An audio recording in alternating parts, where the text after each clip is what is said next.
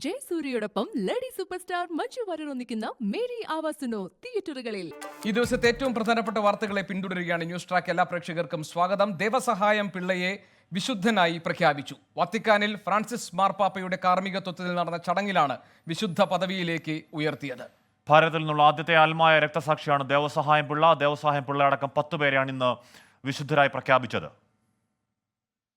Ad honorem sancte et individue Trinitatis, ad exaltationem fidei catholicae et vitae Christianae incrementum, autoritate Domini nostri Iesu Christi, Beatorum Apostolorum Petri et Pauli ac nostra, matura deliberazione prehabita et divina ope sepius implorata, ac de plumorum fratrum nostrorum consilio, beatos Titum Brasma, Lazzarum dictum devassatiam, Cesarem de Bus, Aloysium Mariam Palazzuolo, Justinum Mariam Russolil, Carolum de Foucault, Mariam Rivier, Mariam Francisca Nayesu. സഹായം പിള്ളയെ കൊലപ്പെടുത്തിയ കാറ്റാടി മലയിലും അദ്ദേഹത്തിന്റെ പേരിലുള്ള നെയ്യാറ്റിൻകരയിലെ പള്ളിയിലും പ്രത്യേക പ്രാർത്ഥനാ ചടങ്ങുകൾ നടന്നു. ന്യൂസ് ഡെസ്കിൽ നിന്ന് ടോം കുര്യാക്കോസും കാറ്റാടി മലയിൽ നിന്ന് മഹേഷ് ജോൺ മാത്യുവും വിവരങ്ങളുമായി നമുക്ക് ഒപ്പം ചേരുന്നുണ്ട്. ടോം, ഇതൊരു പക്ഷേ ഏറ്റവും ധന്യമായ ഒരു നിമിഷമാണ്. ഭാരതത്തെ സംബന്ധിച്ച് ഒരു വൈദികനല്ലാത്ത ആത്മായ ഈ വിശുദ്ധ പദവിയിലേക്ക് ഉയർത്തപ്പെടുന്ന ഏറ്റവും അത്യപൂർവമായ ഒരു സംഭവമാണ്. എന്തൊക്കെയായിരുന്നു ചടങ്ങിലെ സവിശേഷതകൾ? എന്തൊക്കെയാണ് പുതിയ മറ്റു വിശദാംശങ്ങൾ? ഗോപീഷൻ സൂചിപ്പിച്ചതുപോലെ ഭാരത കത്തോലിക്ക സഭയെ സംബന്ധിച്ച് അഭിമാനകരമായ ഏറെ സന്തോഷം നൽകുന്ന ഒരു ധന്യ നിമിഷമാണിപ്പോൾ വത്തിക്കാനിൽ കടന്നു പോകുന്നത്. ഫ്രാൻസിസ് മാർപ്പാപ്പയുടെ മുഖ്യ കാർമ്മികത്വത്തിൽ നടക്കുന്ന ചടങ്ങിലാണ് ദേവസഹായം പിള്ളയെ വിശുദ്ധ പദവിയിലേക്ക് ഉയർത്തിയിരിക്കുന്നത്. ഏകദേശം അദ്ദേഹം രക്തസാക്ഷിയായി 270 വർഷത്തിന് ശേഷമാണ് വിശുദ്ധ പദവിയിലേക്ക് അദ്ദേഹം വരുന്നത്. ഈ 1712 കന്യാകുമാരിക്ക് സമീപമുള്ള മാർത്താണ്ഡത്ത് ജനിച്ച് ഇപ്പോൾ ഈ പ്രത്യേക ചടങ്ങുകൾ, പ്രാർത്ഥനാ ചടങ്ങുകൾ നടക്കുന്ന സ്ഥലത്ത് തമിഴ്നാട്ടിലാണ് അദ്ദേഹത്തിൻ്റെ രക്തസാക്ഷിയെ അദ്ദേഹം മരണപ്പെട്ടത്. അതായത് വെടിയേറ്റ് അദ്ദേഹം കൊല്ലപ്പെടുന്നത് 270 വർഷത്തിന് ശേഷമാണ്. ഇപ്പോഴത്തെ ഒരു സഭയുടെ ഒരു നിയമം അനുസരിച്ചായിരുന്നെങ്കിൽ അദ്ദേഹം ഏതാനും വർഷങ്ങൾക്കകം തന്നെ അദ്ദേഹം വിശുദ്ധ പദവിയിലേക്ക് ഉയർത്തപ്പെട്ടത്. പക്ഷേ അന്നത്തെ കാലഘട്ടത്തിൽ, അതായത് അദ്ദേഹം 1752 കൊല്ലപ്പെടുന്നു. 56 അന്ന് കൊച്ചി രൂപതയുടെ കീഴിലായിരുന്നു ഈ പറയുന്ന കന്യാകുമാരി ഉൾപ്പെടെയുള്ള പ്രദേശം. തെക്കൻ കേരളവും അതോടൊപ്പം തന്നെ കന്യാകുമാരി, ശ്രീലങ്ക ഉൾപ്പെടുന്ന പ്രദേശം അന്ന് കൊച്ചി രൂപതയുടെ കീഴിലായിരുന്നു. അന്ന് കൊച്ചി രൂപത ബിഷപ്പ് 1756 അദ്ദേഹത്തിൻ്റെ രക്തസാക്ഷിത്വവുമായി ബന്ധപ്പെട്ട ചില രേഖകൾ അന്ന് വത്തിക്കാന് കൈമാറിയിരുന്നു. പക്ഷേ പിന്നീട് നടപടിക്രമങ്ങൾ മുന്നോട്ട് പോയില്ല. അതിനുശേഷം 1986 ജോൺ പോൾ രണ്ടാമൻ മാർപ്പാപ്പ അന്ന് ഭാരതത്തിലെത്തിയപ്പോഴാണ് പിന്നീട് ഇതിൻ്റെ നടപടിക്രമങ്ങൾക്ക് വീണ്ടും തുടക്കമിടുന്നത്. 2012 ദേവസഹായം പിള്ളയെ വാഴ്ത്തപ്പെട്ടവനായി പ്രഖ്യാപിക്കുന്നു. അതിനുശേഷം 10 വർഷത്തിന് ശേഷമാണ് വീണ്ടും ഇതിൻ്റെ നടപടിക്രമങ്ങളിലേക്ക്, അതായത് കത്തോലിക്ക സഭയുടെ ഏറ്റവും ഉന്നതമായ, മരണാന്തര ശേഷമുള്ള ഏറ്റവും ഉന്നതമായ പദവിയായിട്ടുള്ള വിശുദ്ധ പദവിയിലേക്ക് ദേവസഹായം പിള്ള എത്തുന്നത്. അദ്ദേഹത്തെക്കുറിച്ച് ഭാരത കത്തോലിക്ക സഭയിലെ തന്നെ ആദ്യത്തെ അൽമായനായ വിശുദ്ധൻ, അതാണ് അദ്ദേഹത്തെ ഏറ്റവും വ്യത്യസ്തനാക്കി നിർത്തുന്നത്. ഇതിനു മുൻപ് തദ്ദേശീയനായിട്ടുള്ള ആദ്യ ലത്തീൻ സഭയിൽ നിന്നുള്ള, ഇന്ത്യയിലെ ലത്തീൻ സഭയിൽ നിന്നുള്ള ആദ്യ വിശുദ്ധൻ എന്നുകൂടി അദ്ദേഹത്തെ ഈ സമയം നമ്മൾ പ്രത്യേകം എടുത്തു പറയണം. ഇതിനു മുൻപ് 4 പേർ, അത് കേരളത്തിൽ നിന്നുള്ള വിശുദ്ധരായിരുന്നു. അൽഫോൻസാമ, അതിനുശേഷം ചാവറച്ചൻ, എവിപ്രാസ്യാമ, മറിയം ത്രേസ്യ, 4 പേരെ വിശുദ്ധരായി പ്രഖ്യാപിച്ചു. 4 പേരും മലയാളികളായിരുന്നു.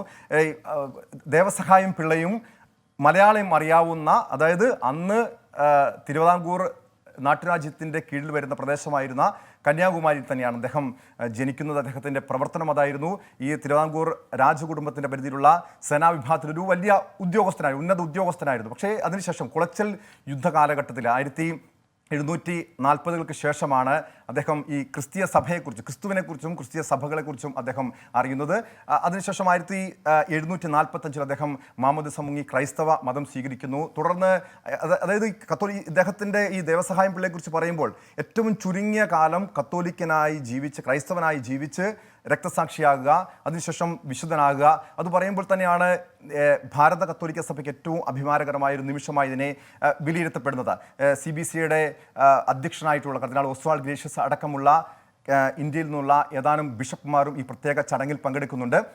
അതോടൊപ്പം തന്നെ കേരളത്തിലെ പ്രധാനപ്പെട്ട ചില ദേവാലയങ്ങളിലും ഇതുമായി ബന്ധപ്പെട്ട തിരുക്കർമ്മങ്ങൾ നടക്കുന്നുണ്ട്. ഇന്ന് 2:30 ലത്തീൻ സഭയുടെ കീഴിലുള്ള എല്ലാ പള്ളികളിലും കൂട്ടമണി അടിച്ചുകൊണ്ട് അദ്ദേഹത്തിന് പ്രത്യേകം ആദരം അർപ്പിക്കുന്നുണ്ട്. അതോടൊപ്പം തന്നെ കാറ്റാടി മലയിലും ഇതുമായി ബന്ധപ്പെട്ട തിരുക്കർമ്മങ്ങൾ നടക്കുന്നുണ്ട്.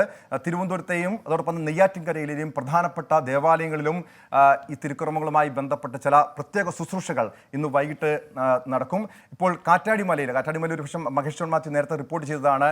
നിരവധി ചേരുന്നുണ്ട്. മഹേഷ്, കാറ്റാടിമലയിൽ ദേവസഹായം പിള്ള വെടിയേറ്റ് വീണു എന്നുള്ളതാണല്ലോ ചരിത്രം, വിശ്വാസം. എത്രത്തോളം ഭക്തി നിർഭരമായാണ്, ആദരസൂചകമായാണ് കാറ്റാടിമല ഈ ധന്യനിമിഷത്തെ വരവേൽക്കുന്നത്? അശ്മി, രാവിലെ മുതൽ തന്നെ നിരവധി വിശ്വാസികൾ കാറ്റാടിമലയിലെ ദേവാലയത്തിലേക്ക് എത്തിയിരുന്നു. അതോടൊപ്പം തന്നെ അദ്ദേഹം രക്തസാക്ഷിത്വം വഹിച്ച മലയുടെ മുകളിലെത്തി പ്രാർത്ഥിക്കുന്ന സാഹചര്യവുമുണ്ടായി. നൂറുകണക്കിന് വിശ്വാസികളാണ് ഇപ്പോഴും ഈ അവസാനഘട്ട പ്രാർത്ഥനാ ചടങ്ങുകളിൽ പങ്കെടുത്തുകൊണ്ടിരിക്കുന്നത്. ഇനി പ്രധാനമായുമുള്ള ചടങ്ങ് എന്ന് പറയുന്നത് ഈ കാറ്റാടിമലയുടെ താഴ്വാരത്തുള്ള ദേവാലയത്തിന് ചുറ്റും ഒരു പ്രദക്ഷിണമാണ്. അതായത് അദ്ദേഹത്തിന്റെ ഭൗതിക ശരീരത്തിന്റെ ഭാഗങ്ങളും അതുപോലെ തന്നെ അദ്ദേഹത്തിന്റെ രൂപവും വഹിച്ചുകൊണ്ടുള്ള പ്രദക്ഷിണമാണ് ഇനി പള്ളിയുടെ ചുറ്റും നടക്കേണ്ടത്. അത് അല്പസമയത്തിന് തന്നെ ആരംഭിക്കും. കോട്ടാർ രൂപതയുടെ കീഴിലുള്ള വൈദികരെല്ലാം തന്നെ ഈ കാറ്റാടിമലയുടെ താഴ്വാരത്തുള്ള പള്ളിയിലേക്ക് എത്തിയിട്ടുണ്ട്.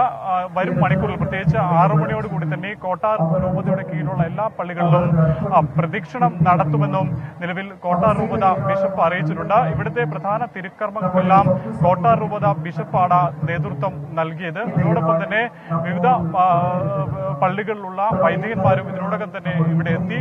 നൂറുകണക്കിന് ആളുകൾ രാവിലെ മുതൽ തന്നെ കാറ്റാടിമലയിലേക്ക് എത്തിയിരുന്നു. ഇപ്പോഴും അവസാനവട്ട പ്രാർത്ഥനാ ചടങ്ങുകൾക്ക് ഇവിടെ തുടരുകയാണ്. ജൂൺ 5 വരെ നീണ്ടു നിൽക്കുന്ന പ്രാർത്ഥനാ ചടങ്ങുകളാണ് ഇവിടെ ഒരുക്കിയിരിക്കുന്നത്. ജൂൺ 5-ന് കൃതജ്ഞതാ സമർപ്പണത്തോടുകൂടി ഈ പ്രാർത്ഥനാ ചടങ്ങുകൾ അവസാനിക്കുമെന്നാണ് നിലവിൽ ഈ പള്ളിയുമായി ബന്ധപ്പെട്ട അധികാരികൾ അറിയിച്ചിട്ടുള്ളത്. എന്തായാലും വലിയ ഭക്തിനിർഭരമായ ഒരു അന്തരീക്ഷമാണ് ഈ കാറ്റാടിമലയുടെ താഴ്വാരത്തെ പള്ളിയിലുള്ളത്. എല്ലാ ഭക്തരും നേരത്തെ തന്നെ അദ്ദേഹത്തെ വിശുദ്ധനായി പ്രഖ്യാപിക്കുന്നത് തത്സമയ ദൃശ്യങ്ങൾ കണ്ടിരുന്നു. കരഘോഷത്തോടെയാണ് അവരെല്ലാം, വിശ്വാസികളെല്ലാം അത് സ്വീകരിച്ചത്. അതോടൊപ്പം തന്നെ വളരെ ആഹ്ലാദത്തിലുമാണ് വിശ്വാസികളെല്ലാം എന്നുള്ളതാണ് പ്രധാനപ്പെട്ട കാര്യങ്ങൾ.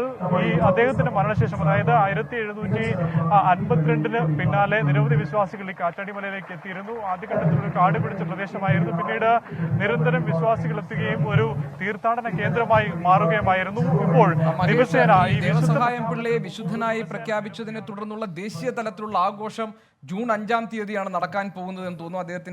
അദ്ദേഹത്തിന് മറവ് ചെയ്ത നാഗർകോവിലിലെ കോട്ടാർ സെന്റ് ഫ്രാൻസിസ് സേവിയർ ദേവാലയത്തിൽ, അല്ലേ?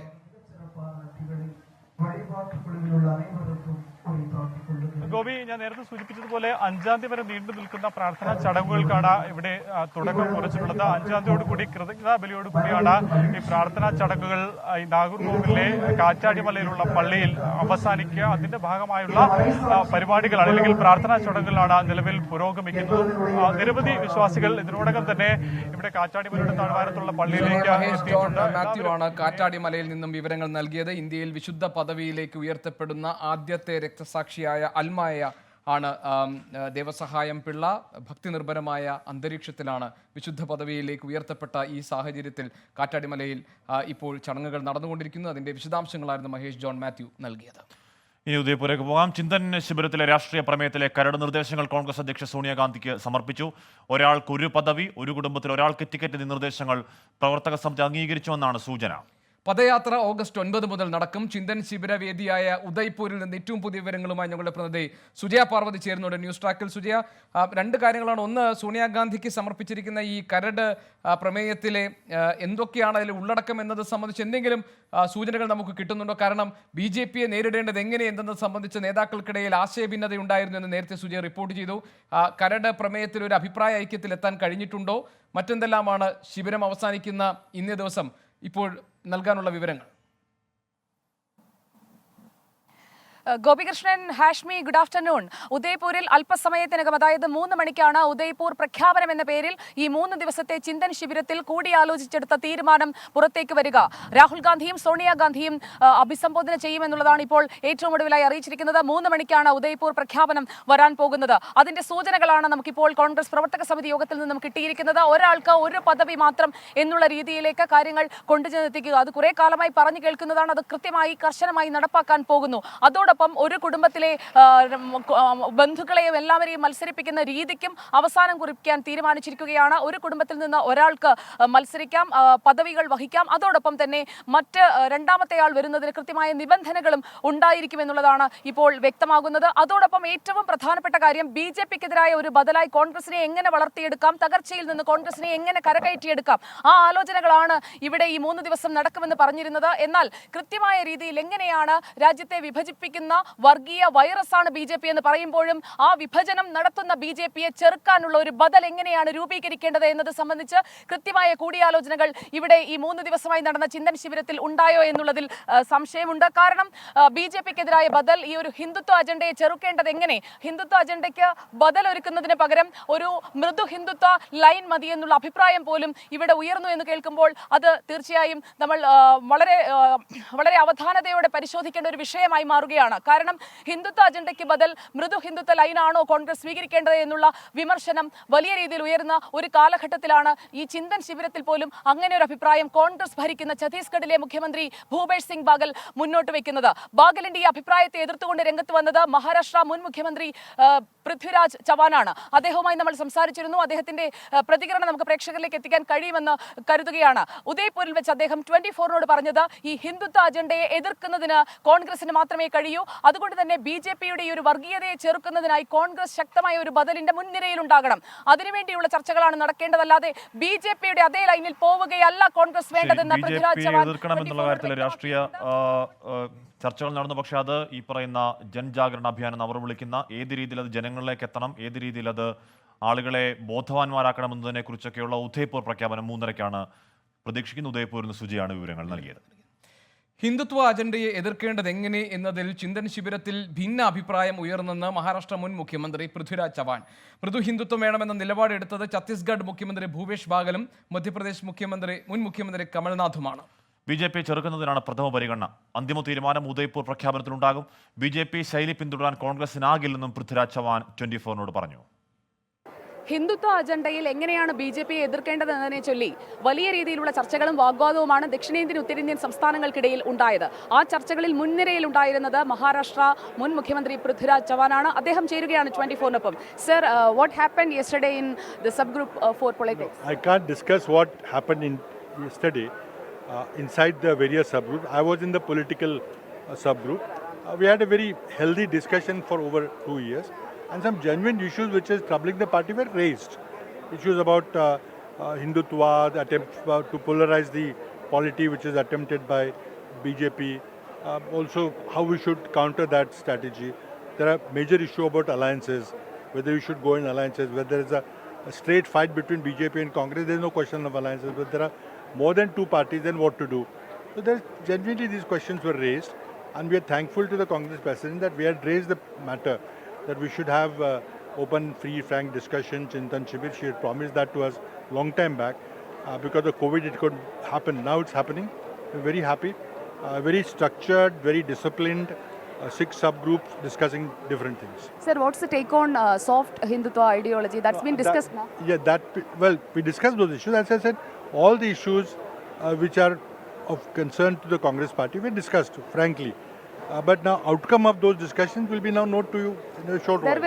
I heard that there were some infighting, like the south and north people disagreed. Like Chhattisgarh CM Bhupesh Bagal said we should pedal on soft Hindutva ideology, and you and some other leaders from south opposed. No, that's not right. I mean, I will not comment on what happened exactly. People had to express their But there were discussions. Well, there were two-day discussions, not 1 day, but 2-day discussions. And that whole point we met only to discuss issues. And there are genuine concerns. Each state has a specificity from their region, their state, and other people have other problems. So that's the whole purpose of people, leaders across the country meeting and discussing the Congress ideology. How are you going to beat BJP against the issues they are raising and all? Well, we are very concerned. They're raising it, for example, from Maharashtra. They are deploying some film actors to denigrate Congress leadership, to denigrate great leaders, then trying to incite Congress people and all that. And that's the agenda. BJP is not coming to the front. They're deploying person like Raj Thackeray, raising the issue of Azan and Hanuman Chalisa. So how to polarize the community, how to polarize the voters in the state, that is being systematically attended by BJP, and they are not coming to the front. They are doing it through other people. So how will you bring back the vote banks? No, that's the strategy we have to. It is state-specific strategy in each state. First of all, bigger challenge before us is what to do about alliances. That is being discussed. I think that outcome of the deliberations will be known in very, very short time, a couple of hours now. സംസ്ഥാനത്ത് അതിതീവ്ര മഴ തുടരുമെന്നാണ് കേന്ദ്ര കാലാവസ്ഥാ വകുപ്പിന്റെ മുന്നറിയിപ്പ്. ഇന്നും നാളെയും 5 ജില്ലകളിൽ റെഡ് അലർട്ടാണ് പ്രഖ്യാപിച്ചത്.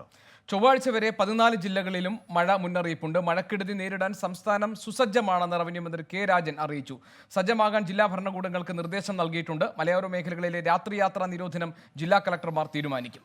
മണ്ണിടിച്ചിലിന് സാധ്യതയുള്ളതിനാൽ അപകട സാധ്യതാ മേഖലകളിൽ നിന്ന് ആളുകളെ മാറ്റിപ്പാർപ്പിക്കാൻ നിർദ്ദേശം നൽകിയതായും കെ രാജൻ തൃശ്ശൂരിൽ പറഞ്ഞു. ഇത്തവണ മഴ പുഴകളും നദികളും കവിഞ്ഞൊഴുകുന്നൊരു സ്ഥിതിയല്ല ഇപ്പോൾ ഉള്ളത്. ആ നിലവാരത്തിലുള്ളൊരു ഭീതി നമുക്കില്ല. ഇത്തവണ ഈ മഴയുടെ ശക്തി കാണുമ്പോൾ ലാൻഡ് സ്ലൈഡുകളെയാണ് പ്രധാനമായിട്ടും പേടിക്കേണ്ടതായിട്ടുള്ള ഒരു പ്രധാനപ്പെട്ട കാര്യം. അതുകൊണ്ട് മലയോര മേഖലയിൽ നല്ല സുരക്ഷ ഉറപ്പാക്കണം. ഹസാർഡ് അനലിസ്റ്റുമാരോട് ഇന്ന് തന്നെ എല്ലാ ജില്ലകളിലും ആവശ്യമായിട്ടുള്ള അറിയിപ്പുകളും അതുപോലെ തന്നെ പരിശോധനകളും നടത്തി വിവരം നൽകണം എന്ന് നമ്മൾ നിർദ്ദേശിച്ചിട്ടുണ്ട്. എം ജി പ്രതീഷ് ഉണ്ട് നമ്മളോടൊപ്പം തിരുവനന്തപുരത്ത് നിന്നും വിവരങ്ങളുമായി. പ്രതീഷ്, എന്താണ് ഇപ്പോൾ കാലാവസ്ഥാ കേന്ദ്രം നൽകുന്ന ഏറ്റവും പുതിയ മഴ മുന്നറിയിപ്പ്? ഗോപികൃഷ്ണൻ, മധ്യ കേരളത്തിലും വടക്കൻ കേരളത്തിലും അതിതീവ്ര മഴയ്ക്ക് സാധ്യതയെന്നാണ് ഇപ്പോൾ കാലാവസ്ഥാ നിരീക്ഷണ കേന്ദ്രം അറിയിച്ചിരിക്കുന്നത്. ഇത് പ്രകാരം ഇന്ന് 5 ജില്ലകളിലാണ് റെഡ് അലർട്ട് പ്രഖ്യാപിച്ചിരിക്കുന്നത്. എറണാകുളം, തൃശൂർ, മലപ്പുറം, ഇടുക്കി, കോഴിക്കോട് ജില്ലകളിലാണ് ഇന്ന് റെഡ് അലർട്ട് ഉള്ളത്. കാസർഗോഡ് ഒഴികെയുള്ള ജില്ലകളിൽ ഓറഞ്ച് അലർട്ടുമാണ് പ്രഖ്യാപിച്ചിരിക്കുന്നത്. നാളെയും 5 ജില്ലകളിൽ റെഡ് അലർട്ട് പ്രഖ്യാപിച്ചിട്ടുണ്ട്. എന്തായാലും ഈ സംസ്ഥാനത്ത് വരുന്ന 2 ദിവസങ്ങളിൽ അതിതീവ്ര മഴ പെയ്യുമെന്നാണ് ഇപ്പോൾ കാലാവസ്ഥാ നിരീക്ഷണ കേന്ദ്രം അറിയിച്ചിരിക്കുന്നത്. ഈ അറബിക്കടലിൽ പടിഞ്ഞാറൻ കാറ്റിൻ്റെ ഒരു സ്വാധീനമുണ്ട്. ഇതിൻ്റെ കൂടി ഫലത്തിലാണ് ഇപ്പോൾ ശക്തമായ ഒരു മഴയ്ക്ക് സാധ്യത പറയുന്നത്. ഈ മാത്രമല്ല, തെക്കു പടിഞ്ഞാറൻ ബംഗാൾ ഉൾക്കടലിലും അതുപോലെ തന്നെ ആൻഡമാൻ കടലിലും ഇന്നോടുകൂടി കാലവർഷം എത്തുമെന്നാണ് ഒരു സൂചന. ഇതുമായി ബന്ധപ്പെട്ട ഉള്ള ഒരു അറിയിപ്പും കാലാവസ്ഥാ നിരീക്ഷണ കേന്ദ്രം നൽകുന്നുണ്ട്. നേരത്തെ തന്നെ ഈ സംസ്ഥാനത്ത് കാലവർഷം 27-ാം തീയതി എത്തുമെന്നുള്ളൊരു സൂചനയുണ്ടായിരുന്നു. ഇതിൻ്റെ കൂടി ഫലമാണ് ഈ കഴിഞ്ഞ ഒരാഴ്ചയായി സംസ്ഥാനത്ത് മഴ തുടരുന്നത്. ഇതിൻ്റെ പശ്ചാത്തലത്തിൽ വിപുലമായിട്ടുള്ള ഒരുക്കങ്ങളാണ് റവന്യൂ വകുപ്പും അതുപോലെ തന്നെ തദ്ദേശ സ്ഥാപനങ്ങളെ ഏകോപിപ്പിച്ചുകൊണ്ടും നടത്തിയിരിക്കുന്നത്. ഈ പ്രധാനമായും ഈ മഴയുടെ ഈ ഒരു സാഹചര്യം കണക്കിലെടുത്ത മലയോര മേഖലകളും അതുപോലെ തന്നെ തീരദേശ മേഖലകളും കടുത്ത ജാഗ്രത പാലിക്കണമെന്നാണ് ഇപ്പോൾ കാലാവസ്ഥാ നിരീക്ഷണ കേന്ദ്രവും അതുപോലെ തന്നെ ദുരന്ത നിവാരണ അതോറിറ്റിയും അറിയിച്ചിരിക്കുന്നത്. ഈ മലയോര മേഖലകളിലേക്കുള്ള ഈ രാത്രിയാത്രകൾക്കടക്കം നിയന്ത്രണമുണ്ട്. ഈ കേരള തീരത്ത് മത്സ്യബന്ധനവും നിരോധിച്ചിട്ടുണ്ട്. ഈ മറ്റ് നദികളിലും അതുപോലെ തന്നെ വെള്ളക്കെട്ടുണ്ടാകുന്ന പ്രദേശങ്ങളിലുമൊക്കെ തന്നെ ഒരു കാരണവശാലും ഇറങ്ങരുത് എന്നുള്ളൊരു നിർദ്ദേശവും ദുരന്ത നിവാരണ അതോറിറ്റി മുന്നോട്ട് വയ്ക്കുന്നുണ്ട്. കാലാവസ്ഥാ മുന്നറിയിപ്പുകൾ ജനങ്ങൾ കൃത്യമായി പാലിച്ച് വേണ്ട മുൻകരുതൽ നടപടികൾ സ്വീകരിക്കണം. മാത്രമല്ല, ഇടിമിന്നലിനും കാറ്റിനും സാധ്യതയുണ്ട്. മണിക്കൂറിൽ 40 കിലോമീറ്റർ വരെ വേഗതയിൽ കാറ്റ് വീശിയടിച്ചേക്കാമെന്നൊരു സൂചനയും കാലാവസ്ഥാ നിരീക്ഷണ കേന്ദ്രം നൽകിയിട്ടുണ്ട്. എന്തായാലും ഈ മുൻകാല അനുഭവങ്ങൾ കണക്കിലെടുത്ത് വിപുലമായിട്ടുള്ള ഒരുക്കങ്ങളാണ് സംസ്ഥാനം നടത്തുന്നത്. ഇതുമായി ബന്ധപ്പെട്ട വിവിധ ജില്ലാ ഭരണകൂടങ്ങൾക്ക് സർക്കാർ നിർദ്ദേശം നൽകിയിട്ടുണ്ട്. ഇതിൻ്റെ ഒരു ഏകോപനങ്ങളും നടക്കുന്നുണ്ട്. ഏതെങ്കിലും തരത്തിൽ ഒരു വെള്ളക്കെട്ടുണ്ടായാൽ അവരെ ക്യാമ്പുകളിലേക്ക് മാറ്റി പാർപ്പിക്കുന്നതിനടക്കമുള്ള സജ്ജീകരണങ്ങൾ ഏർപ്പെടുത്തി കഴിഞ്ഞിട്ടുണ്ട്. Hashmi, Gopikrishnan.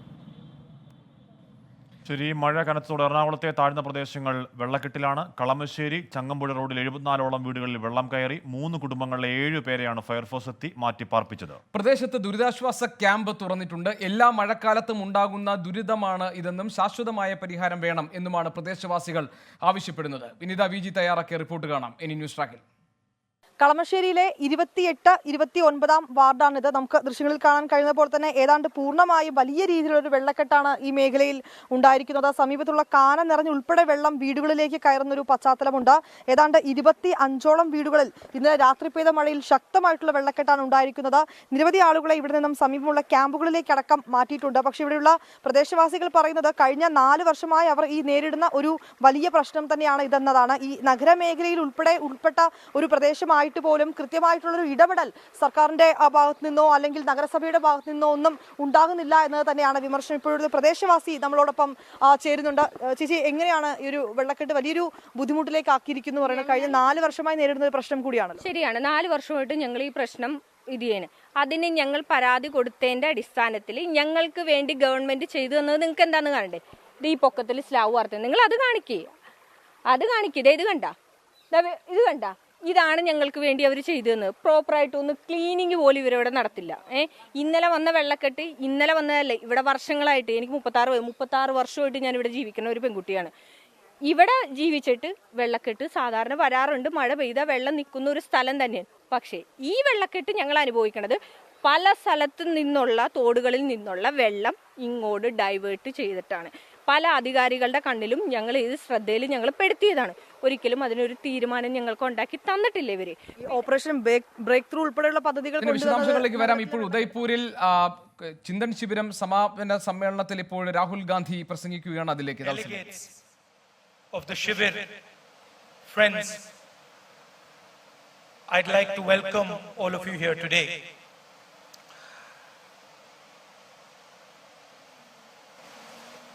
We have been having discussions now for the last few days, and everybody, the leadership of the Congress party has been taking part in these discussions.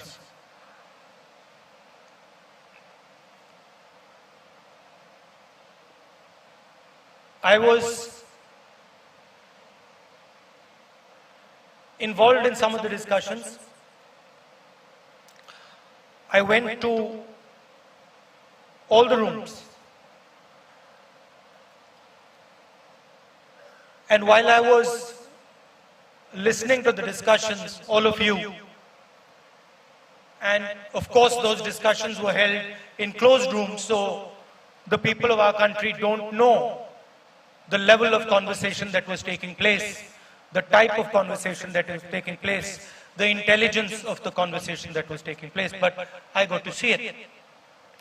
And while I was watching this, I was asking myself the question, which other political party in this country would allow this type of a conversation? A conversation where the senior most leadership is bluntly told, without holding back, without any hesitation, is bluntly told what the Congress party feels. I was thinking to myself, certainly the RSS and the BJP would never allow such a thing. In fact, many of our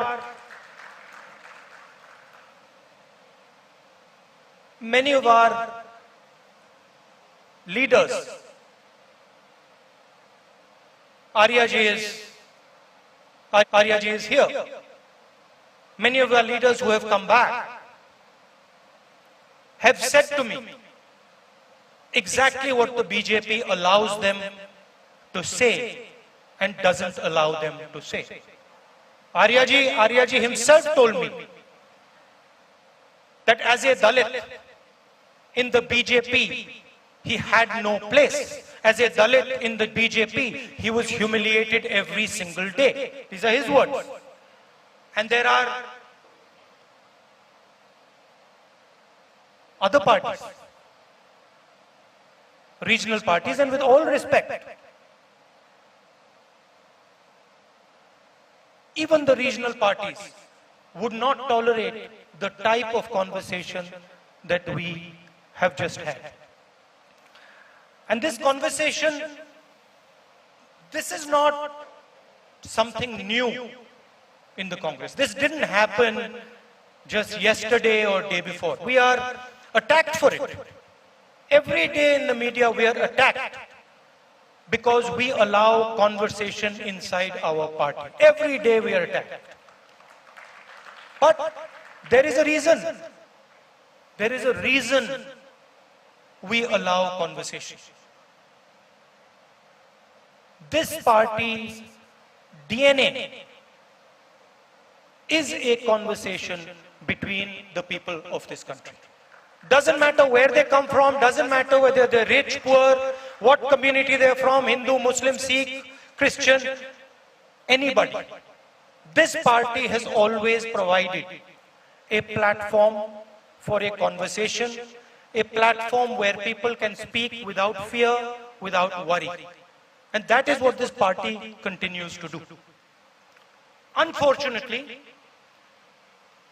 this is not how the politics of the country is progressing.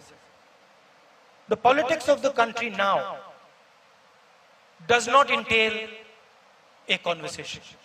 It does not entail the expression of views. It does not entail the expression of feelings.